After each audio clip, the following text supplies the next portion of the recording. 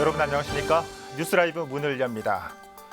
위기는 그야말로 위기가 될 수도 있고 반대로 기회가 될 수도 있다는 말 꼭 요즘 상황일 겁니다.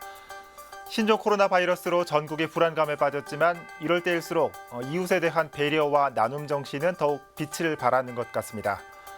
오늘 뉴스라이브에서는 신종 코로나 바이러스와 관련된 훈훈한 소식들도 좀 준비했습니다. 2월 11일 뉴스라이브 지금부터 시작합니다. 오늘의 헤드라인입니다. 신종 코로나 바이러스 정보를 투명하게 공개해야 한다는 주장과 정부 지침에 따라 공개해야 한다는 의견이 맞서고 있습니다. 성북구 석관동의 한 익명의 기부자가 마스크 300개를 주민센터에 기부한 뒤 주민들의 기부 릴레이가 이어지고 있습니다. 저렴한 가격에 분양한다는 말에 입주한 강남 보금자리지구 공공임대아파트가 최근 시세를 반영한 산정 방식으로 논란이 되고 있습니다. 현역 장관의 불출마로 각 정당 간 치열한 경쟁이 예상되고 있는 구로구 을선거구를 총선 상황실에서 짚어봅니다.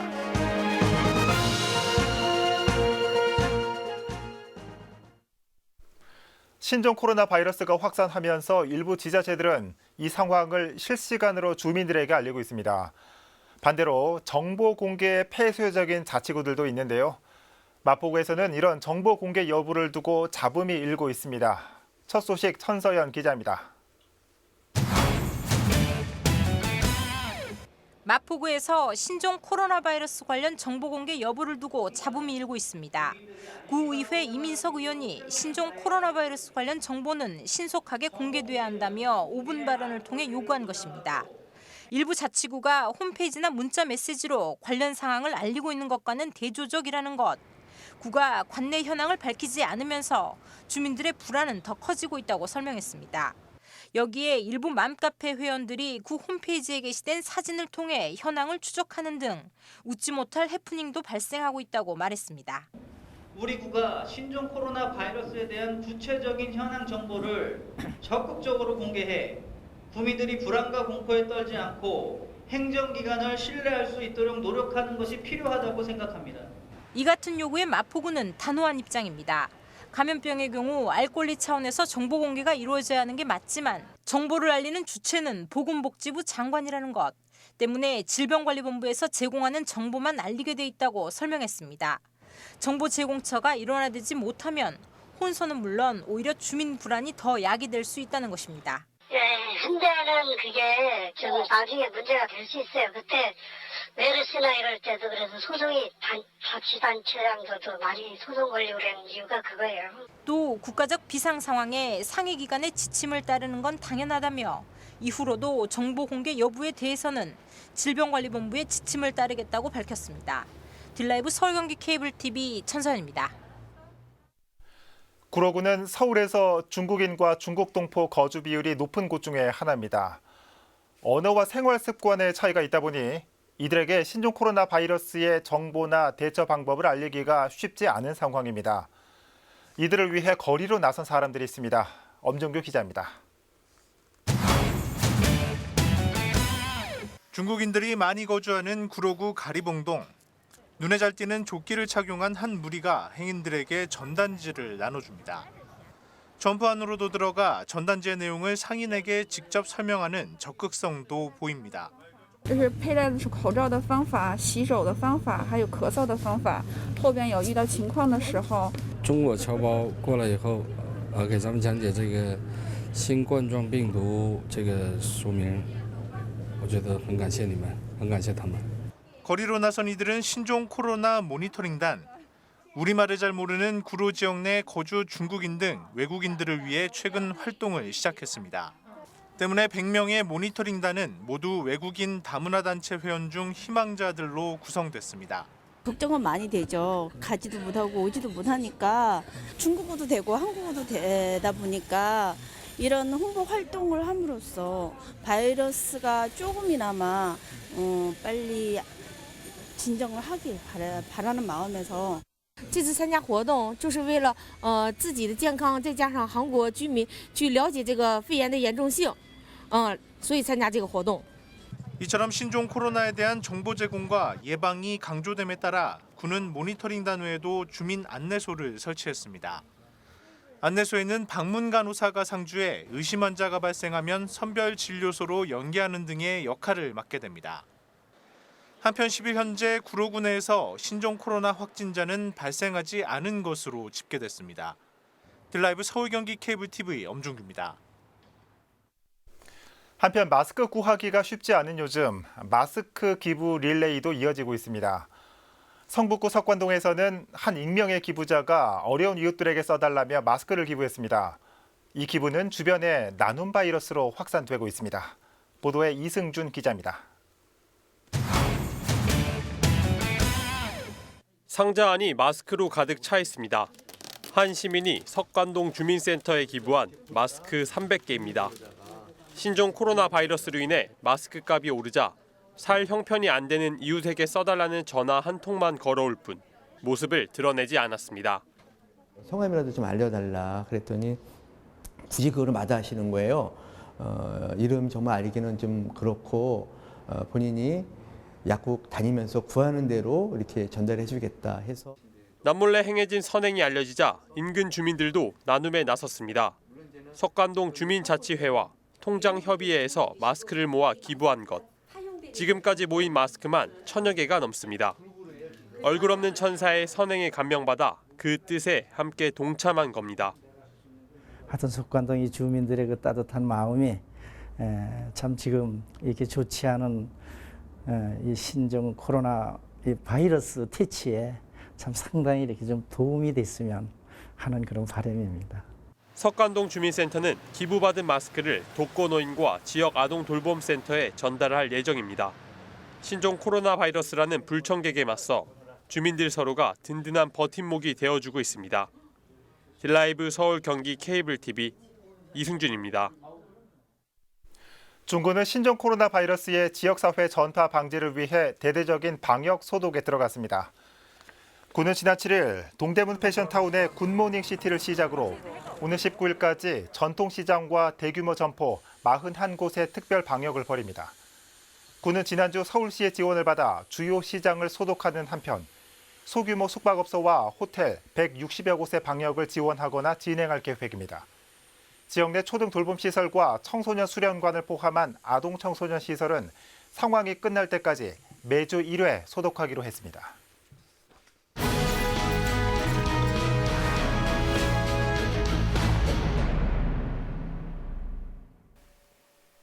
딜라이브 21대 총선 상황실, 오늘은 구로구 을 선거구 상황 전해드립니다.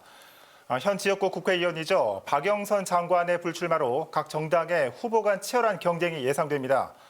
후보들의 출마 배경과 전략을 취재기자에게 들어봅니다. 엄정규 기자. 네. 지난번에는 구로구 전체 살펴봤는데 오늘은 구로구 을 선거구 살펴보겠습니다. 먼저 예비 후보 등록 상황부터 살펴볼까요? 네, 구로구 을 선거구에 출마가 점쳐졌던 윤건영 전 청와대 국정기획상황실장이 지난달 30일 더불어민주당 예비 후보 등록을 완료했습니다.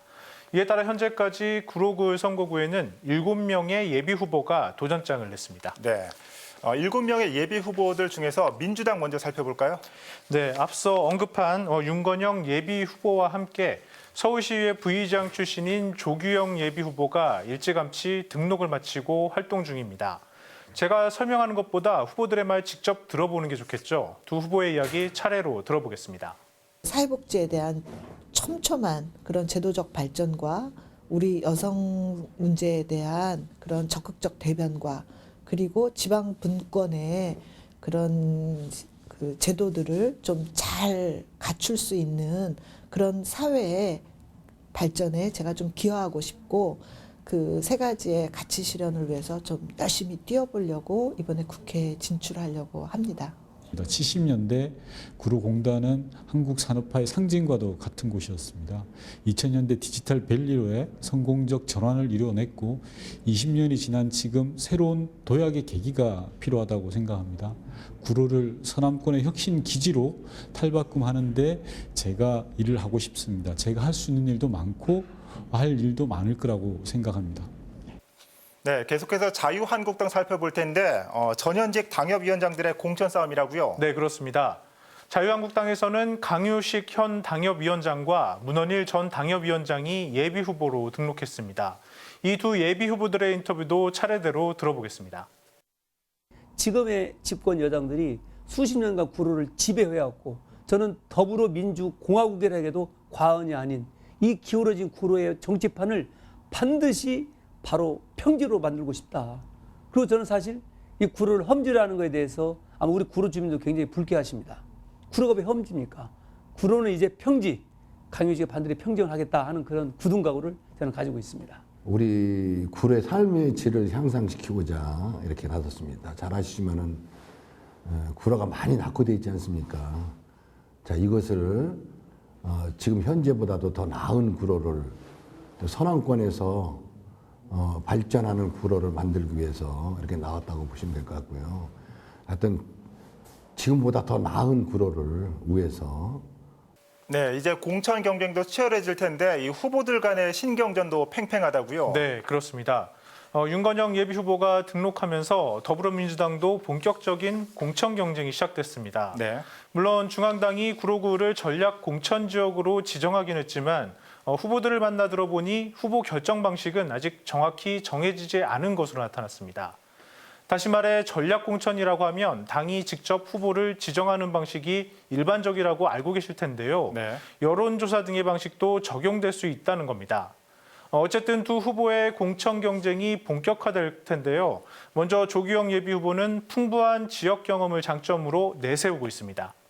그야말로 이 구로의 어떤 점이 변화가 필요한 지점인지 또 누구와 함께 그 변화를 의논해야 되는지 이런 부분들을 누구보다도 제가 이제 잘 알고 있는 후보다.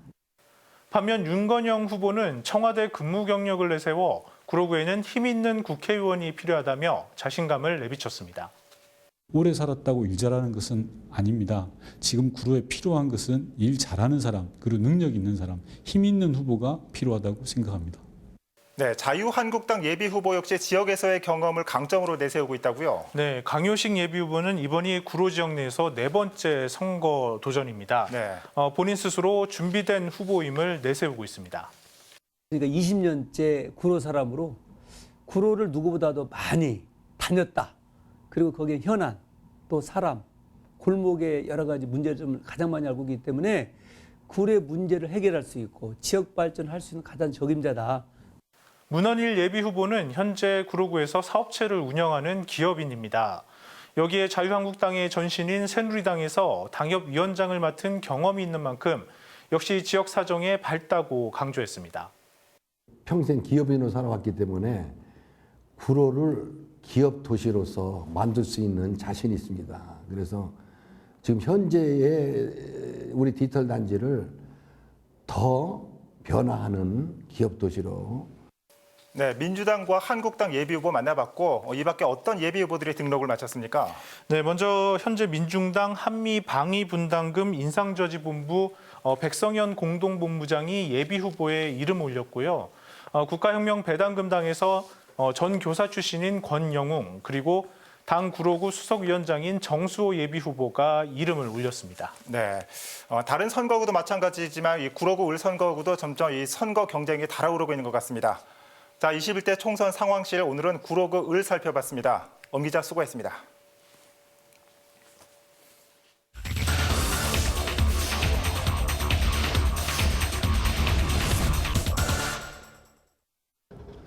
장애인과 국가유공자, 신혼부부와 다자녀 가구, 무주택 서민들의 내 집 마련을 목표로 특별 공급된 강남 보금자리 지구 10년 공공임대 아파트에 살고 있는 주민들입니다. 6년 전 시세보다 저렴한 값에 분양한다는 정부의 말을 믿고 입주했지만 그 꿈은 하루하루 멀어지고 있습니다. 수도권을 중심으로 부동산이 폭등했지만 주변 시세를 반영한 분양가 산정 방식 문제가 해법을 찾지 못하고 있기 때문입니다. 집중 취재 와디슈에서 점검해봅니다. 지난해 9월부터 평일 퇴근 시간 무렵 매일같이 집회가 열립니다. 10년 공공임대 아파트의 정책 실패를 성토하고 개선을 촉구하는 내용입니다. 10년 공임 적폐청산 대통령은 약속 이행. 지난 2014년 입주한 강남 보금자리의 10년 공공임대 아파트는 모두 1,100여 세대. 10년을 임대로 살다가 분양 전환하는 아파트로 주변 시세보다 저렴하게 공급한다는 정부 정책에 따라 우선 분양 자격을 얻는 대신 청약 통장을 포기하는 조건으로 선택한 집입니다.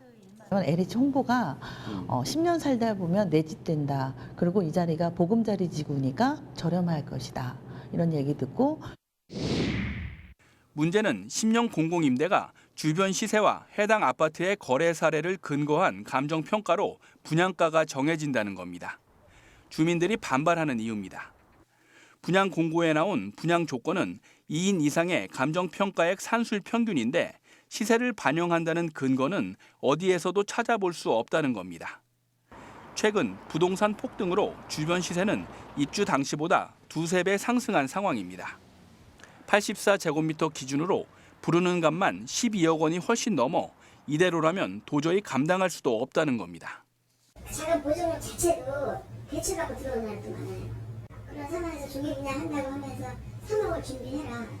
생애 단 한 번 쓸 수 있는 임대 분양 자격으로 입주한 국가유공자나 보훈 가족의 경우 대부분 고령인데다 돈을 빌릴 만한 처지도 아니기 때문에 상황이 더 안 좋습니다. 열심히 일해서 조금씩이라도 보태서 모으고 그러는데 상황이 이런 거예요. 감히 우리가 살 수 있는 가격이 안 나오는 거예요. LH가 과도한 이익을 내고 있다는 의혹이 제기됩니다. 임대보증금에 국민주택지원금을 더해 최초 주택가격을 가늠해 볼 수 있는데 여기에서 LH의 자기자본 투자액을 추산해 보면 천문학적 폭리를 취할 수밖에 없는 구조라는 겁니다. 국민주택기금을 지원을 받아서 저희 아파트를 지어서 무주택 서민들한테 공급을 해놓고 10년 동안 모든 이자는 서민들한테 전가를 하고 있다가 다시 분양을 할 때는 그 감정평가 금액이라는 시세에 준하는 감정평가 금액을 다시 무주택 서민들한테 전가하는. 최근 주민들은 지난 2010년 8.27 대책에 따른 보금자리 공급체계 개편 지침에서 저렴한 공급 원칙의 근거를 찾아냈습니다. 강남과 서초, 하남과 고양의 그린벨트를 풀어 조성되는 시범지구는 시세보다 30에서 50%까지 낮은 가격으로 공급한다는 내용입니다. 건설 원가와 감정평가 금액을 산술 평균으로 하는 5년 공공임대 방식이나 분양가 상한제 적용을 요구하고 있습니다. 가진 것을 없는 것을 증명하고 청약이 된 무주택 서민들이기 때문에 민간 택지도 분양가 상한제를 적용을 하면서 이런 10년 공공임대 무주택 서민들한테는 모든 정책이 배제가 되는 암담한 현실에서 문재인 대통령이 대선 공약으로 10년 공공임대의 문제점을 개선하겠다고 약속했지만 국토교통부는 이미 전국적으로 3만여 세대의 분양 전환이 이루어졌기 때문에 형평성 차원에서 현행 방침을 바꿀 수 없다는 입장입니다. 경제정의실천 시민연합은 10년 공공임대의 약관이 불공정하다며 공정위에 심사 청구했습니다. 무주택 서민의 주거 안정을 위해 택지개발 촉진법에 따라 개인의 논밭 임야를 개발한 땅은 임대주택법 시행규칙에 따라 분양 전환 가격이 건축비와 택지비, 택지비의 이자로 결정돼야 한다는 겁니다. 때문에 시세를 반영해 분양가를 산정하는 방식은 법의 취지에 맞지 않는다고 보고 있습니다. 그것도 지금의 집값이 절대 정상이 아니라 미친 집값이라고 표현하는 이 집값을 반영해서 공급하라는 건 법 어디에도 나와 있지 않아요. LH도 지금 이걸로 분양 전환을 하겠다고 주민들께 이렇게 협박적인 공고문을 내고 하는 상황에서 이거에 대해서 더 크게 이제 검찰에 이 문제에 대해서 수사가 필요하다. 현행 10년 공임의 분양 전환가 산정 방식의 문제점을 개선하기 위해 상정된 개정안은 법안 소위원회에 문턱조차 넘지 못하고 있어 폐기될 처지에 놓여 있습니다. 국토부는 10년 임대라도 5년 이상을 거주하면 분양 전환을 할 수 있는 보관을 제시하고 있지만 현 제도로 한다면 폭등한 시세대로 분양가가 책정될 게 불보듯 뻔하기 때문에 주민들은 내 집 마련의 꿈이 물거품이 되지 않을까 속만 태우고 있습니다. 집중취재 와디슈 지역배입니다.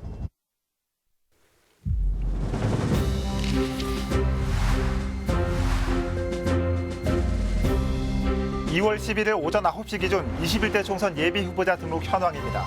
송파구 병선거구입니다. 현역 국회의원인 남인순 의원이 다시 한번 출사표를 던졌습니다. 전 청와대 청년소통정책관을 역임했던 36세 정당인 여선웅 예비 후보입니다. 오세용 어학원 CEO인 오세용 예비후보입니다. 현재 한국연립인사이버대 특임 교수를 맡고 있습니다.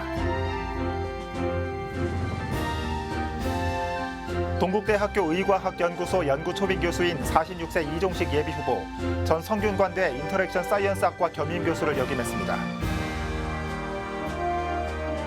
김성용 예비후보 33세 정당인입니다. 현재 자유한국당 황교안 당대표 특보를 맡고 있습니다. 제4대 5대 서울시의원을 역임한 차상원 예비후보, 제20대 국회의원 선거 송파구병 후보 경력을 갖고 있습니다.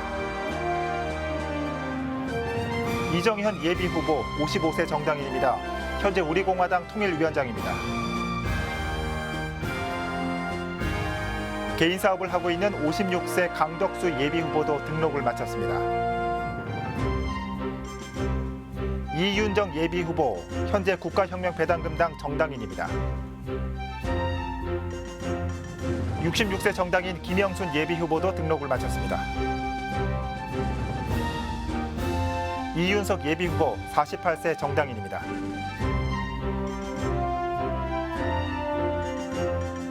김정매 예비후보, 현재 국가혁명배당금당 송파구병 위원장입니다.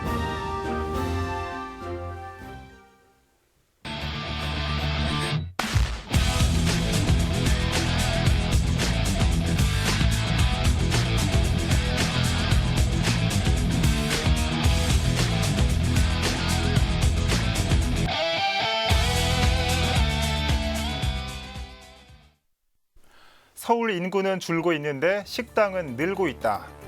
서울시의 10년간의 데이터입니다. 20, 30대와 남성들의 식당 창업이 늘고 있는 추세. 하지만 매년 15,000여 개의 음식점이 꾸준히 창업하고 있지만 전체 식당 수는 10년 전에 비해 6,000개만 늘어 있는 수치는 한편으로는 이 사회의 고질적인 숙체를 나타내는 거겠죠. 뉴스라이브 마칩니다. 시청해 주셔서 고맙습니다.